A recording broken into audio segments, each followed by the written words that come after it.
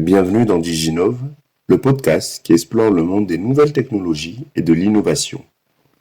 Je m'appelle Sivanus Ubweke et pour ce nouvel épisode, je vais vous parler de l'industrie 5.0. Alors pour déjà vous parler de l'industrie 4.0, je vous invite à écouter l'épisode Industrie 4.0 qui est sur Diginove Podcast. Vous allez voir qu'il y a plein de détails très passionnants. Donc on entend parler de l'industrie 4.0 depuis plus de 10 ans. Et pour vous rappeler un peu ces principes, on va vous dire que l'industrie 4.0 repose sur l'automatisation poussée. En fait, on veut automatiser le plus possible des systèmes industriels grâce à des technologies innovantes comme l'IoT, l'intelligence artificielle, le cloud, la robotique, etc. Vous l'aurez donc compris, l'industrie 4.0 avait donc pour objectif d'utiliser les nouvelles technologies pour produire encore plus, pour aider l'industrie à avancer encore plus vite. Et sur le terrain, qu'est-ce qu'on a remarqué? On a remarqué quand même que cette productivité s'est énormément développée avec une meilleure traçabilité des produits, une meilleure qualité aussi des produits qui étaient produits. Excusez-moi pour la tautologie, mais aussi on a remarqué quelques limites, une complexité technologique accrue parce que forcément on utilise énormément de nouvelles technologies, donc ça rajoute de la complexité dans la chaîne. On remarque aussi quand même quelque chose de très important, que il y a une grande distance croissante entre les opérateurs humains et les processus. Et ça, on a trouvé ça assez dommage. Donc, c'est-à-dire que on pousse énormément à l'automatisation et quelque part avec la vision de faire abstraction de l'humain dans le processus.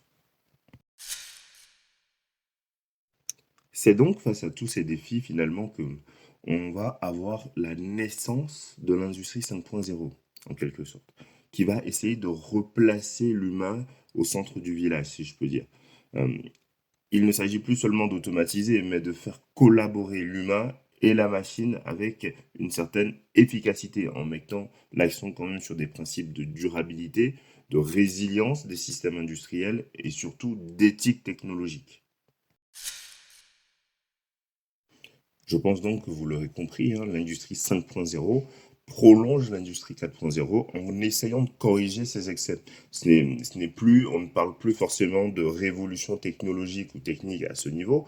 On va beaucoup plus se concentrer sur une évolution philosophique, sociale et surtout de l'éthique de l'utilisation des nouvelles technologies. Donc on va passer à un modèle quand même qui est centré sur la technologie avec la 4.0, à un modèle centré beaucoup plus sur l'humain avec la technologie dans la 5.0. Dans ce cas, qui dit nouvelle technologie ou nouveau paradigme de technologie, en quelque sorte, dans l'industrie 5.0 aussi, on va avoir des thématiques assez naissantes. Vous entendrez beaucoup plus parler, par exemple, de cobots, C-O-B-O-T-S, qui sont des robots collaboratifs. Donc, c'est une association de robots collaboratifs qui sont conçus pour travailler avec les humains. Donc, c'est des robots qui sont conçus pour travailler avec les humains et pas à leur place.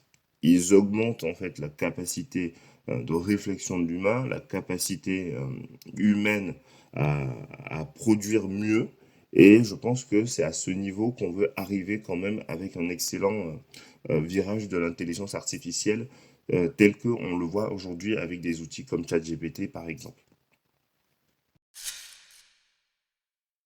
Dans l'industrie 5.0, il y a cette notion de Green IT qui va beaucoup remonter, ou en tout cas qui va fortement remonter. On va beaucoup plus parler d'éco-conception, parce que dans l'industrie 5.0, on cherche aussi à réconcilier, on va dire, productivité et écologie.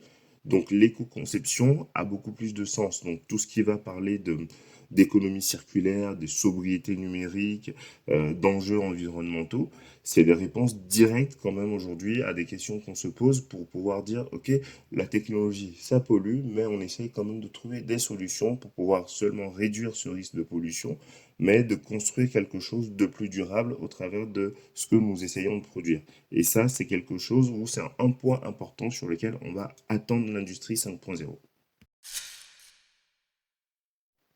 Vous l'aurez donc compris, l'industrie 5.0 va s'harmoniser autour de trois piliers, tels que je l'ai dit tout à l'heure. On va parler d'abord d'humanocentrisme, de collaboration étroite entre les travailleurs, donc entre les humains et les machines, Les systèmes vont venir compléter les compétences humaines au lieu de les remplacer, donc ce qui va créer encore plus de synergie.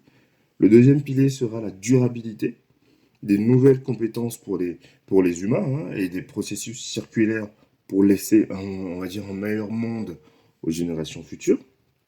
Et le dernier pilier, on parlera de capacité d'adaptation, pouvoir rapidement changer de fusil d'épaule pour garder une longueur d'avance quand même pour s'adapter aux changements perpétuels du marché. Et aujourd'hui, c'est quelque chose qui est accessible à toutes les entreprises, quelle que soit leur taille, oui, et surtout aussi quel que soit leur contexte. On ne va pas tous s'investir de la même façon, mais c'est quelque chose qui est quand même adapté pour tout le monde et que tout le monde peut aller chercher, toutes les entreprises peuvent aller chercher aujourd'hui.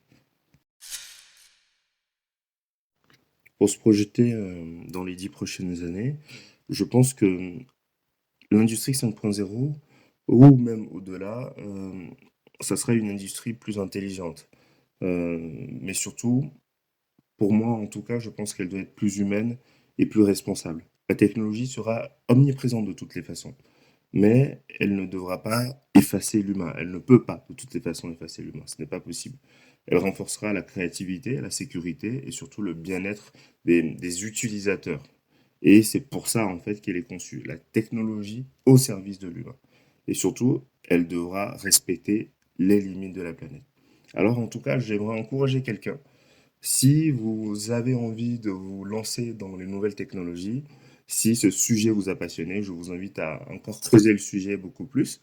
Et n'ayez pas peur d'intégrer l'humain, beaucoup plus d'éthique, beaucoup plus de durabilité, d'écologie, d'environnement dans vos décisions.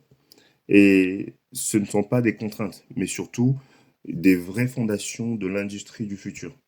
Et là, vous allez répondre à des enjeux incroyables pour le monde de demain.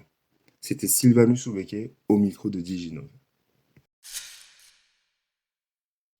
Nous sommes donc arrivés à la fin de cet épisode. J'espère que l'industrie 5.0 vous a autant passionné. Il était moins technique, c'est vrai, mais toujours que je pense qu'il englobe des enjeux forts et qui sont importants pour l'industrie du futur ou l'industrie de demain. Donc, merci encore à tous. N'hésitez pas à liker, commenter, partager. Et on se retrouve très très bientôt pour de nouvelles aventures dans Diginove. Ciao, ciao!